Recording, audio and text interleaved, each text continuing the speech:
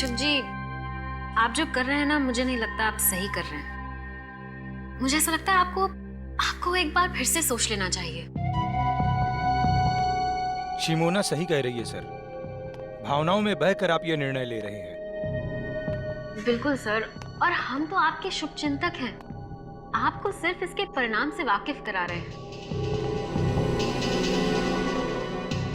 आप जो कर रहे हैं ना, उससे आपकी जान को खतरा हो सकता है। बस प्रणय, मैंने अपना डिसीजन ले लिया है और मेरा डिसीजन किसी भी हालत में बदलने वाला नहीं है। मुझे किसी से डर नहीं। आने दो उसको, फिर देखते हैं। अमन, बोलो कि कोई अच्छी खबर लाए हो। अच्छी खबर ही लाया हूं। आप जो सोच रहे थे वही सही है। ये देखिए।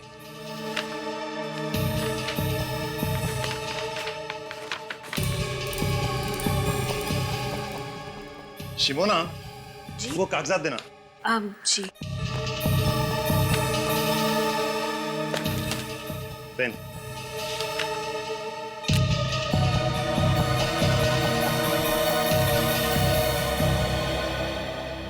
केशवनाथ जी, आपका काम हो गया।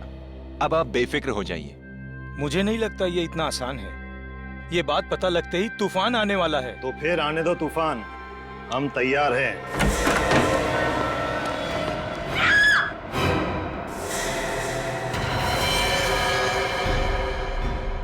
तुम्हें चेतावनी दी गई थी मिस्टर केशव, और चेतावनी सिर्फ एक बार दी जाती है। अगली बार तो सिर्फ गोली। एनसाइक्लोपीडिया, यही बुक है।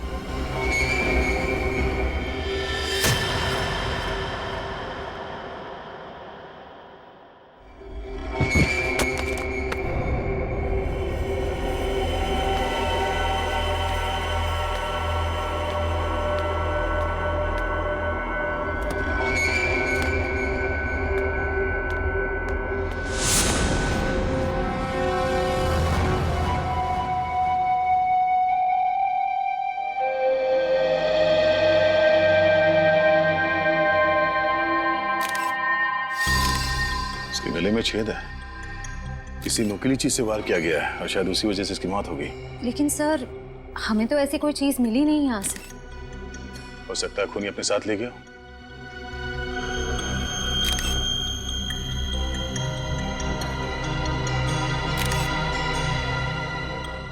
सर, कोई मोबाइल, कोई आईडी कार्ड नहीं है। सर, एक मिनट।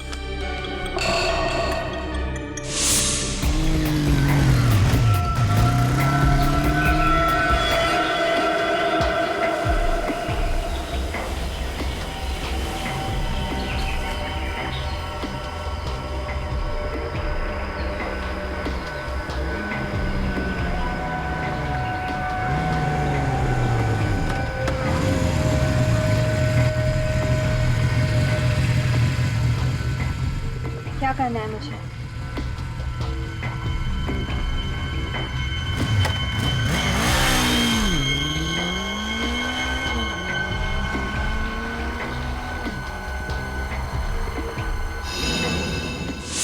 ये चिट्ठी इसकी जेब से मिली है। सेंट्रल लाइब्रेरी, तीसरा माला, शेल्फ नंबर 2। ये लड़की रात के 1:30 बजे वर्ल्ड एटलस बुक लेने के लिए आई थी यहाँ पे।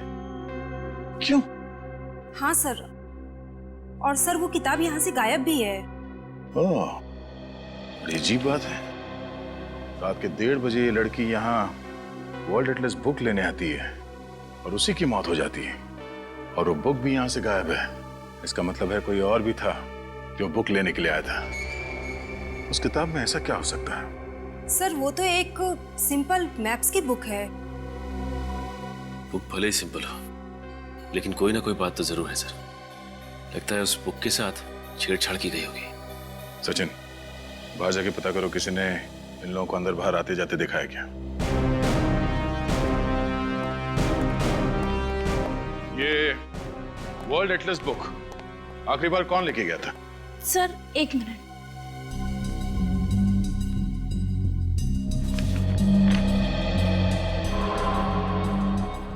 सो मिस्टर अमन। अमन, अमन, बोलो कि कोई अच्छी खबर लाए हो। ये अमन यहाँ का मेंबर होगा ना? जी सर। जरा उसका एड्रेस देना।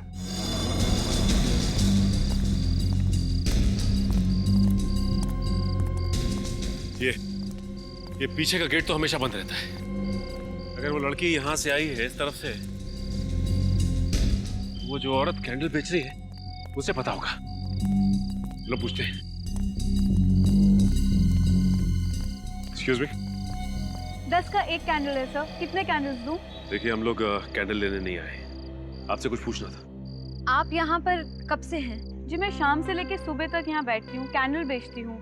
यहाँ पास में चर्च है, यहाँ देर रात तक लोग कैंडल जलाने आते हैं। क्यों, क्या हुआ मैम? देखिए ये सामने जो लाइब्रेरी है ना, वहाँ पे एक खून हो गया। मुझे लगा ही था उस लाइब्रेरी में कुछ तो गड़बड़ हुआ है। अच्छा, आपको ऐसा क्यों लगा कि लाइब्रेरी में कुछ गड़बड़ है? सर वो कुछ देर पहले। राजू, गाड़ी निकाल जल्दी। मैडम 10 रुपए का एक कैंडल है, प्लीज ले लीजिए मैम। शिमोना, जी? वो कागजात देना। जी मुझे नहीं चाहिए मैम। कहा ना नहीं चाहिए। Ma'am please. Driver city market जल्दी। क्या 2 बजे रात को वो सिटी मार्केट जाना चाहती थी? आपने ठीक से सुना था? जी हाँ, मैंने बराबर सुना था। आपने उसका चेहरा तो देखा होगा ना? जी हाँ, मुझे याद है।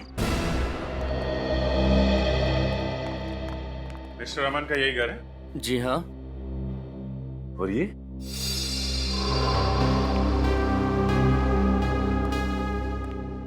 क्या आप यही अमन जी हैं? हाँ सब इन्हें मैंने हाल में कहीं देखा है। हाँ सर, चेहरा जाना पहचाना लग रहा है, लेकिन याद नहीं आ रहा है कहाँ देखा है सर। जरूर देखा होगा, अमन सर बहुत बड़े वकील हैं, आपने टीवी पर किसी इंटरव्यू में देखा होगा उन्हें। अच्छा, तो आपके साहब बड़े वकील हैं? हाँ। कहाँ गए? ऑफिस? नहीं, आज सुबह वो अपना सामान लेकर के शहर से बाहर चले गए। इस अमन जी ने आखिरी बार लाइब्रेरी से वर्ल्ड एटलस की किताब ली और लाइब्रेरी में वापस कर दी। उसके बाद से गायब है। अमन जी का कमरा कहाँ है?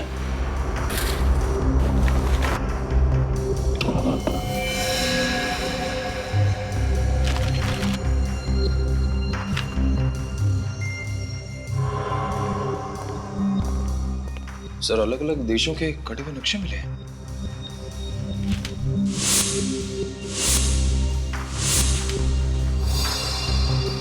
सर ये सारे कटे हुए नक्शे तो सर वो तो एक सिंपल मैप्स की बुक है।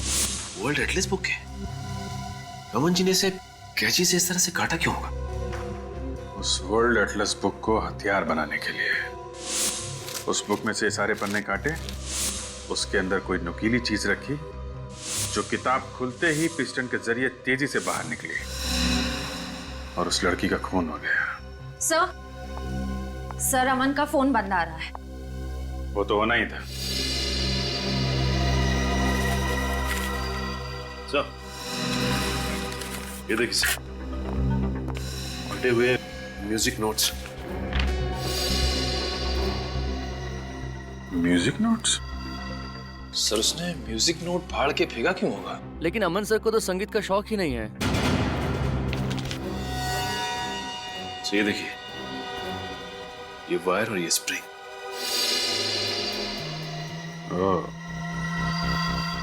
मिस्टर अमन का लाइब्रेरी से वर्ल्ड एटलस बुक का लाना, उसके पन्नों के साथ छेड़छाड़ करना और वापस बुक लाइब्रेरी में रख देना, उसके बाद एक लड़की का लाइब्रेरी में से उसी बुक को लेना और उस बुक से उसका खून हो जाना और मिस्टर अमन का गायब हो जाना।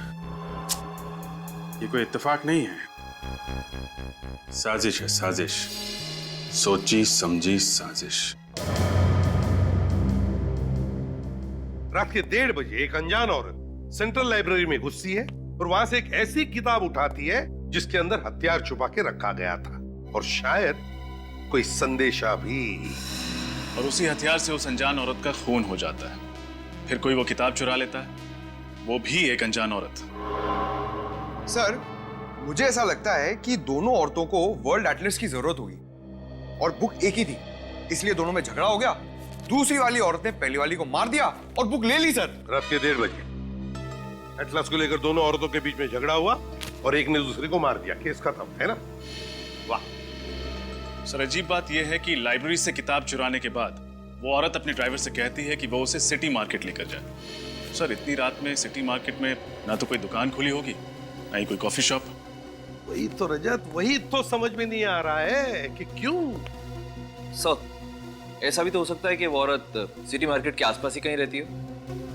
नहीं सूरज, अगर ऐसा होता तो वो अपने ड्राइवर से कहती कि हम घर ले चलो। सिटी मार्केट ही क्यों? सिटी मार्केट ही क्यों? उस औरत के बारे में क्या पता चला जिसका लाइब्रेरी में खून हुआ? सर अभी तक तो कुछ पता नहीं चला है। सर उसके लापता होने की भी किसी ने कंप्लेंट दर्ज नहीं करवाई है। हम लोग क्रिमिनल रिकॉर्ड चेक कर रहे हैं सर ये स्केच बन गया। सर यही वो अनजान औरत है जो बुक लेकर भागी थी। सर इस औरत को मैंने किसी न्यूज में देखा था सर। न्यूज में?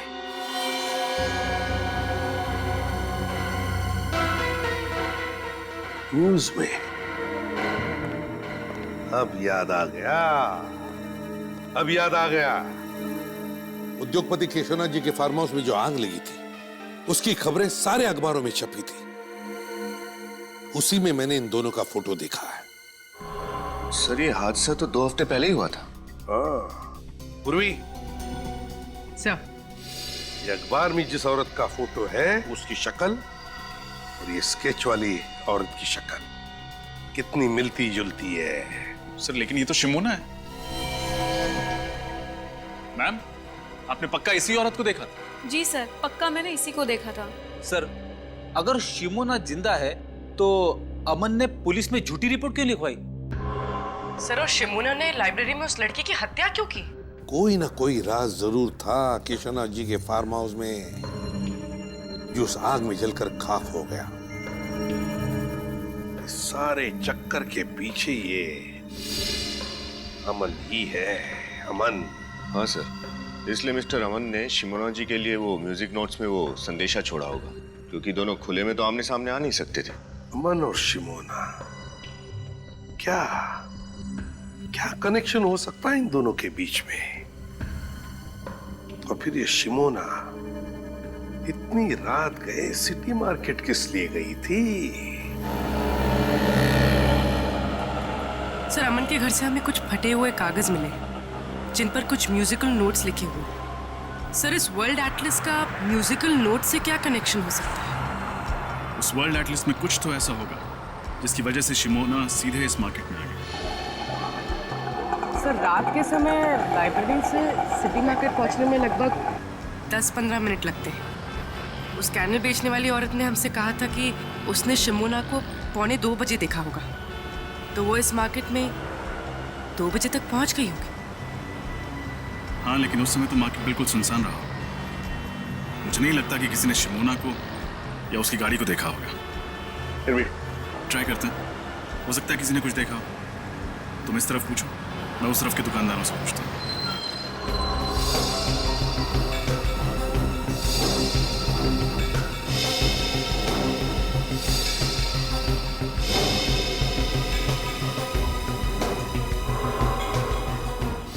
सर आखिर आप क्या ढूंढ रहे हैं? हम कह रहे हैं ना कि अमन सर ने कोई गैर कानूनी काम नहीं किया है। गैर कानूनी काम नहीं किया तो फिर अचानक क्यों गायब हो गए? मुझे नहीं पता। कोई भी वकील बिना किसी को बताए अपने सारे कोर्ट केसेस छोड़ के वेकेशन पे तो जाएगा नहीं, और अगर जाएगा तो कम से कम अपनी पर्सनल सेक्रेटरी यानी आपको तो बता के जाएगा। लेकिन उन्होंने मुझे कुछ नहीं बताया। और अगर नहीं बताता है तो इसका मतलब है कि वो कोई गलत काम कर रहा है और वो नहीं चाहता है कि उसके बारे में किसी को पता चले। नहीं, अमन सर कभी कोई गलत काम नहीं कर सकते, और वाकई में हमें नहीं पता है कि वो गए कहाँ हैं। इतना जरूर पता है कि वो हमें कांटेक्ट जरूर करेंगे, वो भी सही समय पर। अब आप ही बताइए साहब, इतनी छोटी सी चीज चुराने के लिए मेरी दुकान का ताला तक तोड़ डाला। मेरी तो समझ में नहीं आ रहा कि वो चोर था या फिर कोई पागल था। और कुछ तो चोरी नहीं हुआ दुकान से? नहीं साहब, और कुछ तो चोरी नहीं हुआ। चलो ठीक है, आइए मेरे साथ। उर्वी, एक्सक्यूज मी, हम लोग सीआईडी से। सर क्या हुआ क्या यहाँ पे? सर वो कल रात को मेरे म्यूजिक स्टोर में ताला तोड़कर एक चोर घुस आया था। और सर वो केवल एक म्यूजिक बॉक्स के अलावा और कुछ भी चुरा कर नहीं ले गया। एक ही म्यूजिक बॉक्स, उसके अलावा उसने कुछ भी नहीं चुराया? जी मैडम, वो चोर देर रात को आया होगा जब पूरा मार्केट बंद हो जाता है, चारों ओर सुनसान हो जाता है, तभी तो किसी ने कोई आवाज भी नहीं सुनी। हो सकता है शिमोना ने ही वो म्यूजिक बॉक्स चुराया। अच्छा, ये म्यूजिक बॉक्स आपके पास था कब से? सर कल सुबह ही एक सेल्समैन देकर गया था। कल सुबह?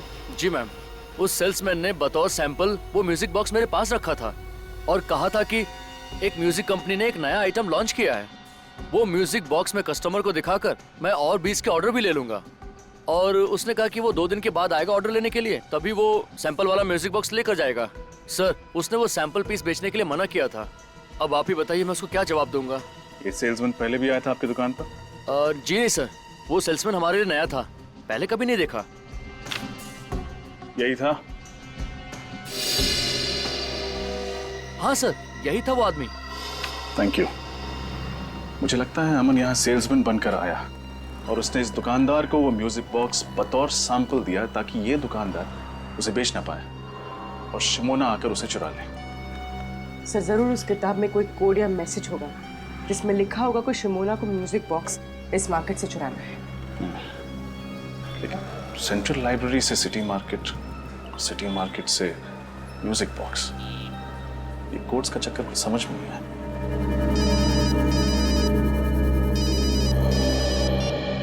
हाँ सचिन, क्या? ठीक है। क्या हुआ सर? कल रात इस शहर के 2 और म्यूजिक स्टोर से ऐसे ही म्यूजिक बॉक्सेस चुराए गए। अमन जी का और शहर के जाने माने स्टील बैरन मिस्टर केशवनाथ, इनके बीच क्या रिश्ता था? सब मिस्टर केशवनाथ अमन सर के क्लाइंट थे और वो अक्सर हमारे ऑफिस में आया करते थे। अमन सर मिस्टर केशवनाथ का लीगल काम संभाल रहे थे जो गुप्त रखा गया था। जी सर, और इसी सिलसिले में एक दिन उनकी बेटी मीनार भी हमारे ऑफिस में आई थी सर। मीनार तुम? मैम, हम लोग यहाँ पे कुछ इंपॉर्टेंट काम कर रहे हैं, प्लीज आप बाहर जाइए। तुम चुप करो और निकलो यहाँ से। और तुम अमन, अगर मेरे पापा को बहकाना बंद नहीं किया ना तो उसका नतीजा बहुत बुरा होगा। मैम, ये आप क्या कर रही हैं? पागल हो गई क्या आप? मिस्टर अमर केशवनाथ जी का ऐसा कौन सा गुप्त काम संभाल रहे थे जिसकी वजह से मिसेस मीनार को उन्हें जान से मारने की धमकी देनी पड़ी? सर हमें वाकई में कुछ नहीं पता क्योंकि अमन सर मिस्टर केशवनाथ का काम खुद संभालते थे। हाँ सर, और इस केस के बारे में उन्होंने मुझे भी कुछ नहीं बताया सर। सर। हाँ बेटी। सर केशवनाथ जी के कोई भी लीगल पेपर्स इस ऑफिस में नहीं है, मगर सर ये मिसेस मीनार को अमन पे इतना गुस्सा क्यों आया? और सर ये अमन फार्म हाउस में लगी आग के सिर्फ एक गवाह थे या वो जानते थे कि आग लगने से पहले वहां क्या हुआ था? ये तो केशवनाथ जी के फार्म हाउस पे जाके ही पता चलेगा। जरा मिसेस मीनार को भी वहां बुलवाओ।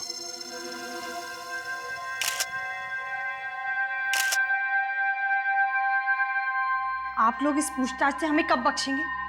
2 हफ्ते पहले हुए इस हादसे को आप लोग भूल क्यों नहीं जाते? माना कि फार्म हाउस में आग लगी थी, but it was just an accident. Relax Minar, relax.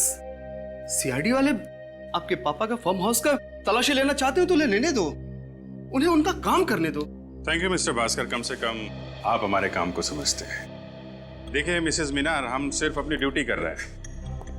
इस फार्म हाउस में जो आग लगी और जिसमें आपके पिताजी और उनके 2 एसोसिएट जल के मर गए, आपको ये मालूम होगा कि उसकी रिपोर्ट मिस्टर अमन ने लिखवाई थी। तो हुआ ये है कि मिस्टर अमन अभी लापता हो गए, और सिर्फ इतना ही नहीं, सेंट्रल लाइब्रेरी में हुए एक गुमनाम लड़की के कत्ल में भी उसका हाथ है। मुझे ये नहीं समझ में आ रहा कि एक लाइब्रेरी में हुए कत्ल का इस फार्म हाउस के जलने से क्या मतलब है? यहाँ आग कैसे लगी, कब लगी, पुलिस इसकी तहकीकात कर रही है। और तहकीकात में ही पता चला है कि अमन को आपने बंदूक दिखा के धमकी दी थी। क्यों? क्योंकि अमन एक नंबर का धोखेबाज है। उसने मेरे पापा की आंखों में धूल झोंक कर करोड़ों रुपयों का कबूल किया है। और इससे आप ये कैसे कह सकते हैं कि मैंने अमन को कुछ किया है? ठीक है, फिलहाल अभी हम आपकी बात पे विश्वास कर लेते हैं, लेकिन सर ये बाहर पेड़ में धंसी हुई मिली। बंदूक की गोली? इसका मतलब इस फार्म हाउस में गोलियां भी चली। Oh my God. ये गोली चलने वाली बात अमन ने पुलिस रिपोर्ट में क्यों नहीं लिखवाई? ये वीणा का है, ये संतूर का है और ये सितार का है। ये तीनों एक ही राग पर है, लेकिन इनके वाद्य यंत्र अलग अलग हैं। मैं आपको इनके राग सुनाता हूं।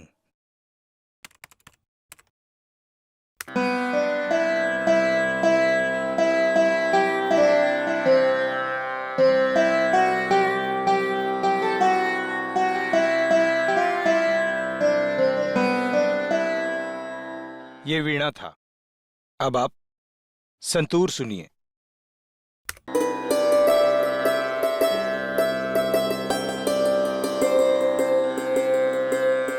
ये सितार का है।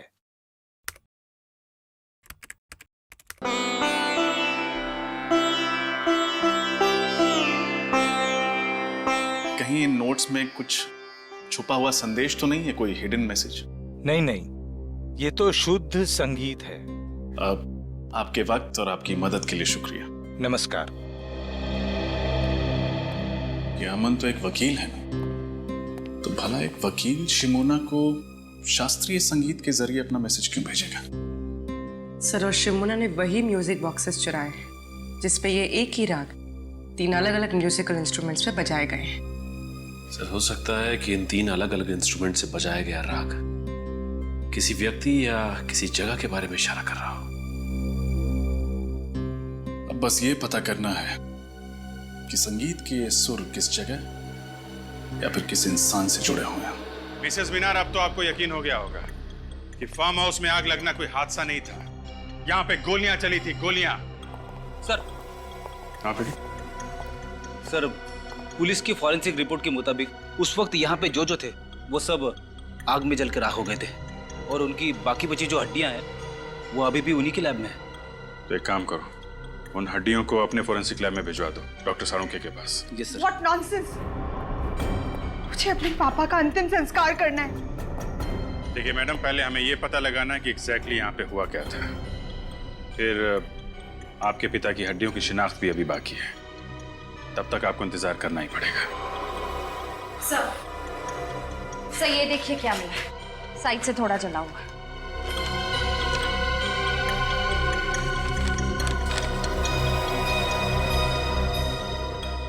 DNA print. हड्डियां तो बुरी तरह जल गई हैं। इनके चेहरे अच्छे से बन पाएंगे? हाँ अभिजीत, इस फेस कंस्ट्रक्शन सॉफ्टवेयर के जरिए आप मौका वारदात पर पाई गई खोपड़ी का फेस कंस्ट्रक्ट करने की कोशिश तो करो।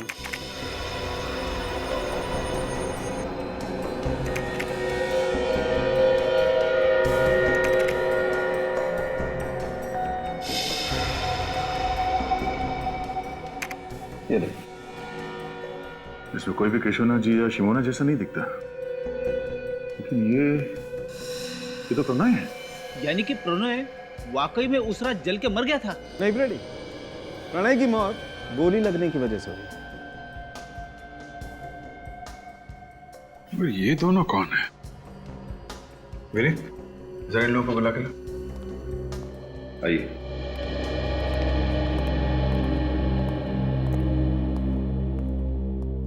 जरा इन 2 चेहरों को देखिए, इनको पहचानते हैं आप लोग?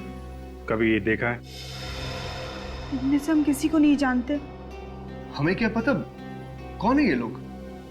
सर आपका शक सही निकला। घटनास्थल से लाई गई सारी हड्डियों का डीएनए टेस्ट मिल गया। किसी का भी डीएनए मिसेस मीनार के डीएनए से नहीं मिलता। यानी वाकई में केशवनाथ जी जिंदा है? पर मेरे पापा हैं कहाँ? उन्होंने अब तक फोन क्यों नहीं किया? हम लोग जल्दी पता लगा लेंगे, अभी आप लोग जा सकते हैं। अच्छा तारिका, वो फार्म हाउस पे जो डीएनए की रिपोर्ट मिली थी उसका क्या हुआ? ये डीएनए प्रिंट एक 25 से 30 साल की औरत का है जिसका केशवनाथ जी के साथ जेनेटिक लिंक है। और एक बात सर, ये औरत को एक बहुत ही असामान्य बीमारी है, एक्वाजेनिक प्लूराइटिस। ये बीमारी है क्या? यह एक बहुत ही रेयर जेनेटिक डिसऑर्डर है।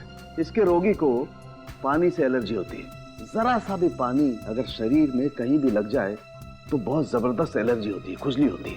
बारिश का पानी, पसीना, यहाँ तक कि हवा में अगर जरा सी नमी भी बढ़ जाए तो रिएक्शन होता है। और इस इंसान को इतनी खुजली होती है कि कई बार तो इसकी मौत हो जाती है खुजली की वजह से। तो बहुत भयानक बीमारी है। ऐसे पेशेंट जिंदा कैसे रहते हैं? एंटी एलर्जिक दवा खा करके, ताकि इससे लड़ने की क्षमता बढ़ा सके। ऐसे रोगी को हॉस्पिटल में अल्ट्रावायलेट बी पॉजिटिव फोटोथेरेपी दी जाती है। ये पेशेंट्स पानी पी सकते हैं? पी सकता है, लेकिन सिर्फ मिनरल वाटर। अगर जरा सा भी क्लोरीन का पानी पिया तो पूरे शरीर में बुरी तरह से रैशेज हो जाते हैं। सिर्फ मिनरल वाटर? निखिल, अच्छा, ओके, ठीक है, ओके। क्या हुआ? लाइब्रेरी में जिस अनजान लड़की की लाश मिली थी उसका नाम बिंदु है। वो एक गुनहगार थी और जेल में सजा भी काट चुकी थी।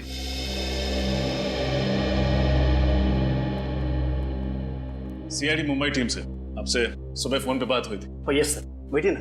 जी नहीं, इट्स ओके। आपको बिंदु के बारे में जानकारी चाहिए ना? जी हाँ, क्या बता सकते हैं आप बिंदु के बारे में? ये तो आपको किमी ही बता सकती है।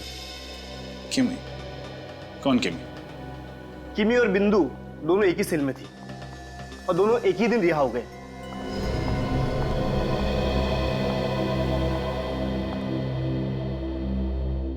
किमी देखो, हम तुम्हें डराने या धमकाने नहीं आए हैं। हम बस ये जानने आए हैं कि तुम बिंदु के बारे में क्या जानती हो।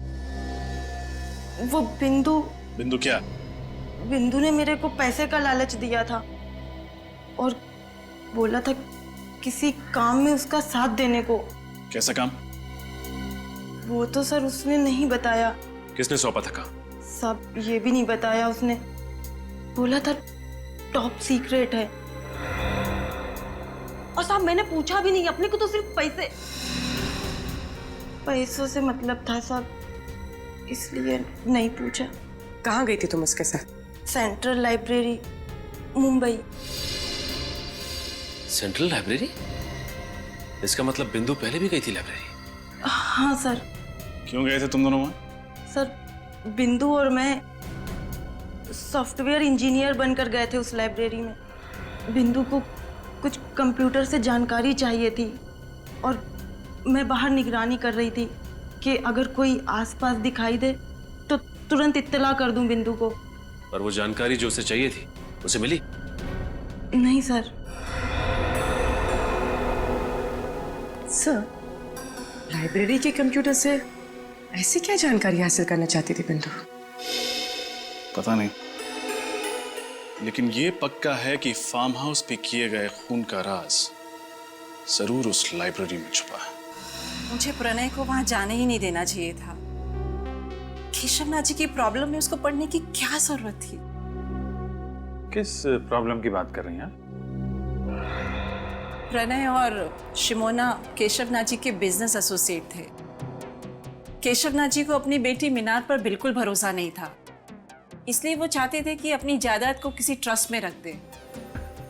प्रणय और शिमोना उन्हें मनाने की बहुत कोशिश कर रहे थे कि अपनी बेटी के साथ ऐसा ना करें। और मीनार को केशवनाथ जी के इस फैसले के बारे में मालूम था क्या? जी, ये तो मैं नहीं जानती, लेकिन फार्म हाउस में आग लगने के एक हफ्ते पहले प्रणय ने मुझसे कहा था कि केशवनाथ जी ने अपनी जायदाद को ट्रस्ट में देने का फैसला बदल दिया है। और उसकी वजह? क्योंकि उन्हें कोई और वारिस मिल गया था। नया वारिस? हाँ, केशवनाथ जी को वसीयत बनाने से पहले उसके बारे में कुछ कंफर्म करना था। ये डीएनए प्रिंट एक 25 से 30 साल की औरत का है जिसका केशवनाथ जी के साथ जेनेटिक लिंक है। इसका मतलब वो डीएनए प्रिंट उस दूसरी लड़की का था जिसे केशवनाथ जी अपनी जायदाद का वारिस बनाना चाहते थे। क्या प्रणव जी ने उस नए वारिस का नाम बताया था आपको? यही पता करने के लिए तो वो फार्म हाउस गए थे उस दिन, लेकिन फिर वापस ही नहीं आए। मतलब ये सारा केस केशवनाथ जी की जायदाद से जुड़ा हुआ है, जो अपनी बेटी को नहीं बल्कि किसी और रिश्तेदार को देना चाहता है। और वो डीएनए प्रिंट जो केशवनाथ जी के जले हुए फार्म हाउस से मिले वो उसी रिश्तेदार के होंगे। किसी के डीएनए प्रिंट मिलने से ये कैसे साबित होगा कि वो केशवनाथ जी के रिश्तेदार के हैं? सूरज, इंसान दो ही वजह से डीएनए टेस्ट करवाता है, या तो उसे रिश्ता साबित करना होता है या फिर बीमारी के बारे में, जेनेटिक बीमारी के बारे में पता करना होता है। लगता तो यही है कि केशवनाथ जी ने डीएनए टेस्ट के जरिए रिश्तेदारों की पहचान करने की कोशिश की है। हमें ये कैसे पता चलेगा कि वो डीएनए प्रिंट किस रिश्तेदार का है? किमी बता रही थी कि बिंदु और वो जब जेल से छूटी तो दोनों सेंट्रल लाइब्रेरी में गई थी उस कंप्यूटर से कुछ इंफॉर्मेशन निकालने के लिए। सर इसका मतलब वो 25-30 साल की लड़की जिसे डीएनए रिपोर्ट के मुताबिक पानी की एलर्जी है वो इसी लाइब्रेरी में काम करती है? एग्जैक्टली। मतलब सर हमें ना सिर्फ केशवनाथ जी, अमन और शिमोना को खोजना है बल्कि लाइब्रेरी में काम करने वाले उस गुमनाम वारिस का भी पता लगाना है। ये केशवनाथ जी, अमन और शिमोना को ढूंढेंगे कैसे? रेडी, भले उन तीनों के मोबाइल फोन बंद हो, भले उनके बैंक अकाउंट में कोई लेन देन ना हो, लेकिन हर चीज के लिए पैसा तो लगता ही है। कोई ना कोई तो उन्हें पैसे भेजता ही होगा। बस उन्हें ढूंढ लेंगे। लेकिन कौन सर? केशवनाथ जी और शिमोना के जान पहचान वालों के मुताबिक वो दोनों मर चुके हैं। दया, ये अमन तो जिंदा है, और फिर अभिजीत ने तो कहा ही था ना कि अमन की सेक्रेटरी विनीता काफी वफादार है। सर, उन 3 म्यूजिक बॉक्सेस का क्या राज है? वो अमन ने शिमोना के लिए 3 अलग-अलग दुकानों में क्यों रखे थे? अमन को पता था कि कोई उसका पीछा कर रहा है, इसीलिए वो तीनों म्यूजिक बॉक्सेस में शिमोना के लिए संदेश भेजता था। दया, लेकिन पता लगाना पड़ेगा इस केशवनाथ जी का म्यूजिक से क्या संबंध है। और एक काम, इस अमन की सेक्रेटरी विनीता पर नजर रखो, विनीता पर नजर रखो।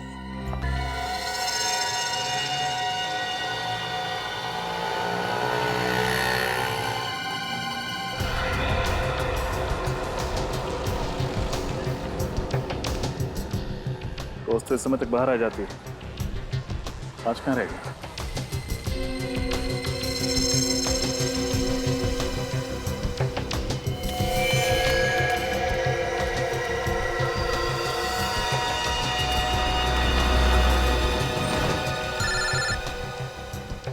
सर ये पैदल ही आई है, शायद ऑटो का वेट करे। अच्छा,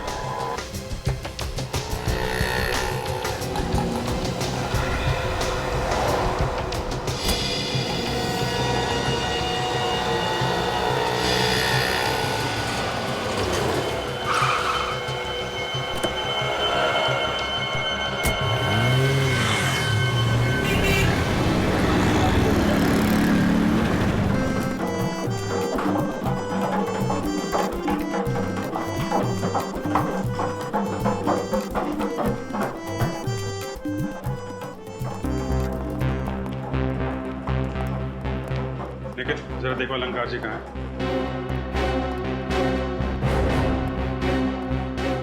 अरे भाई वो संतूर का क्या हुआ? अलंकार जी। जी अलंकार जी, हम सीआईडी से हैं और आपसे कुछ पूछताछ करना चाहते हैं। जी पूछिए। इस म्यूजिकल स्कूल को बनाने वाले केशवनाथ जी के फार्म हाउस में जिस दिन आग लगी उस दिन वो आपसे 2 बार मिलने आए थे, क्या ये सच है? जी हाँ, ये बात सच है। शिमोना यहाँ 3 म्यूजिकल बॉक्सेस लेकर आई थी। कहाँ है वो बॉक्सेस? अब उस लड़की का नाम शिमोना है या नहीं मुझे पता नहीं, मैंने तो कभी पहले उसे देखा तक भी नहीं। वो यहाँ बॉक्स लेकर आई थी या नहीं? एक लड़की आई तो थी। केशवनाथ जी और अमन के कहने के मुताबिक मैंने वो बॉक्सेस लेके चेक करके अपने पास रख ली। हमें वो बॉक्स चेक करना है।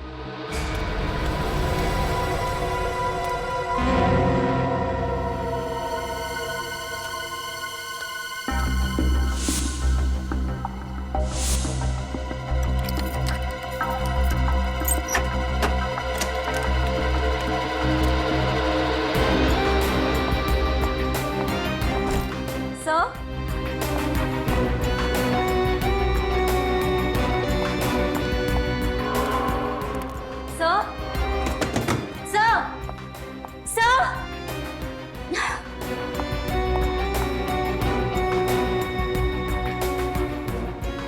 चले गए सब के सब? गए होंगे किसी काम से।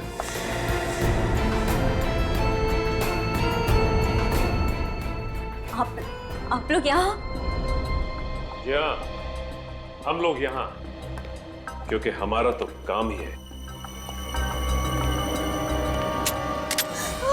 गुनहगारों को पकड़ना। लेकिन मैं गुनहगार नहीं हूँ, मैं सच में गुनहगार नहीं हूँ। कुछ नहीं किया है मैंने।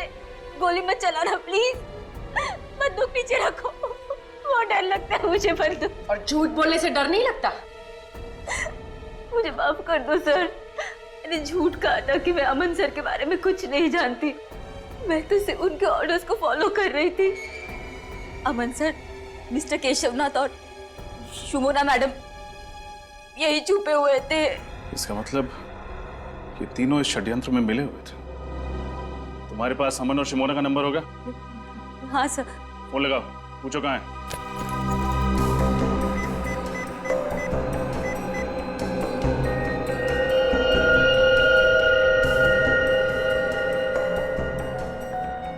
अमन सर का फोन स्विच ऑफ है। शिमोना का नंबर ट्राई करो।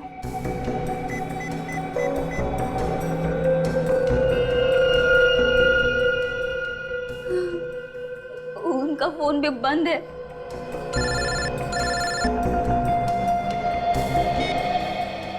Yes sir.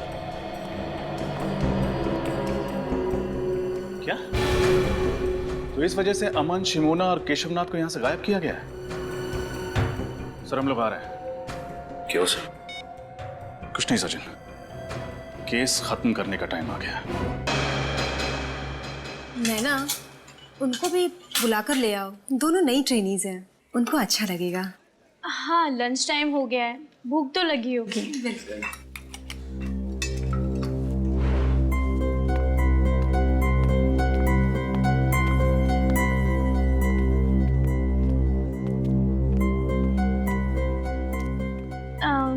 Excuse me. हाय, मेरा नाम नैना है। चलो साथ में लंच करते हैं। दीप्ति,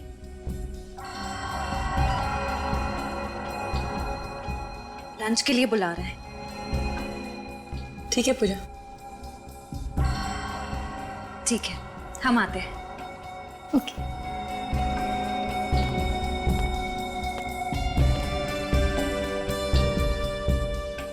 ये लाइब्रेरी बहुत बड़ी है, एक्स्ट्रा स्टाफ की जरूरत नहीं थी, फिर भी ट्रस्ट वालों ने तुम दोनों को यहाँ पर जॉब दी। अच्छी बात है। लेकिन हम लोग तो यहाँ बस कुछ ही दिनों के लिए हैं ट्रेनिंग पर।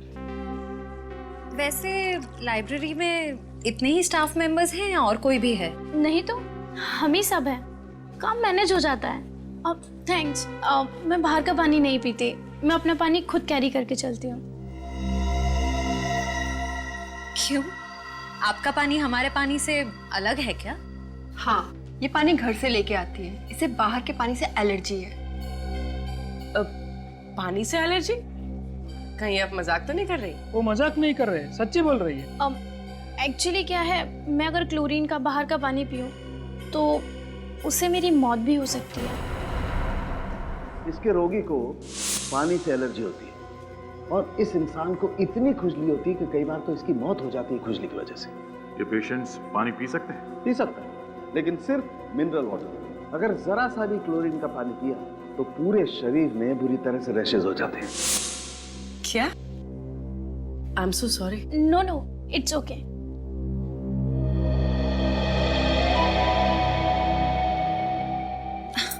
अरे मैं तो भूल ही गई। एवरीबडी एक्सक्यूज मी, मैं अभी आई।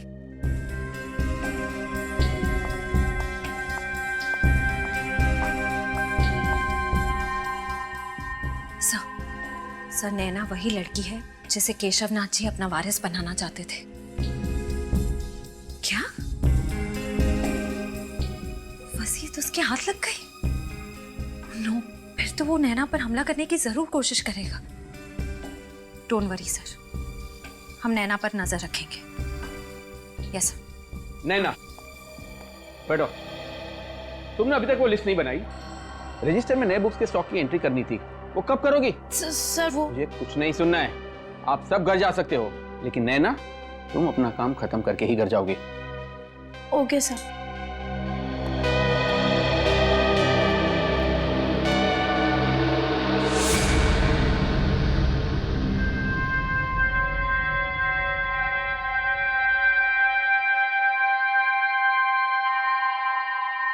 उफ, 11:30 बज गए। ये भी कोई तरीका है काम करवाने का? ये मैनेजर नहीं हिटलर है, हिटलर। कल ना मैं इसकी लाइब्रेरी की ट्रस्टी से जरूर शिकायत करने वाली हूँ। और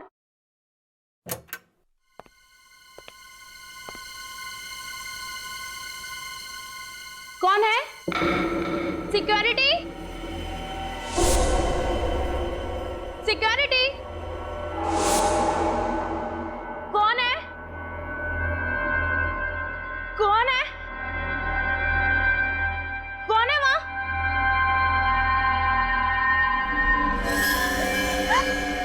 कौन हो तुम?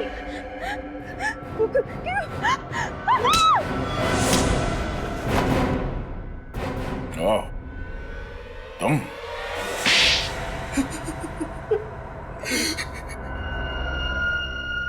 मैंने रात दिन इसलिए मेहनत नहीं की थी कि मेरे ससुर जी अपनी सारी जायदाद अपने किसी दूर के रिश्तेदार को खैरात में दे दे। मुझे शर्म आती है तुम्हें अपना दामाद कहते हुए। और आप अपनी सगी बेटी को छोड़कर किसी दूर के रिश्तेदार को अपनी सारी जायदाद कर देते हो। वो क्या अच्छा था? शुरू से बता हुआ क्या? हाँ, मैंने वो 2 गुंडे केशवनाथ जी को फार्म हाउस पर मारने के लिए भेजे थे, मगर वो दोनों उस आग में जलकर राख हो गए। फिर मुझे पता चला अमन मुझसे कुछ छुपा रहा है, इसलिए मैंने उस पर नजर रखना शुरू कर दिया।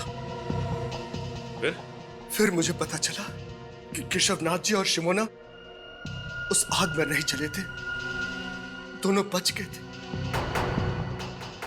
और सब उस व्हील को मुझसे छुपा रहे थे। और अमन को पता चल गया था तुम्हारे इरादों के बारे में, इसलिए उसने खुफिया तरीके से शिमोना को वो वसीयत कहाँ है ये बता दिया। और इसी चक्कर में वो बिंदु मारी गई, जिसे तुमने यहाँ सिर्फ इसलिए भेजा था कि वो ये पता लगाए कि वो रिश्तेदार है कौन जो यहाँ काम करती है ना? केशवनाथ जी के फार्म हाउस में आग किसने लगाई? वो आग मैंने लगाई थी सर, ताकि लोगों को लगे कि केशवनाथ जी और शिमोना और प्रणय उस आग में तीनों जलकर मर गए। अब तुम सारी जिंदगी जेल के सलाखों के पीछे अपने गुनाहों की गिनती करते रहना। मिस्टर अमन, आपने केशवनाथ जी की मदद की, अच्छा काम किया, मगर मदद करने का तरीका गैर कानूनी था। आपने खून किया है बिंदु का, और शिमोना जी आपने इसमें इनका साथ दिया। आप दोनों को भी गिरफ्तार किया जाता है।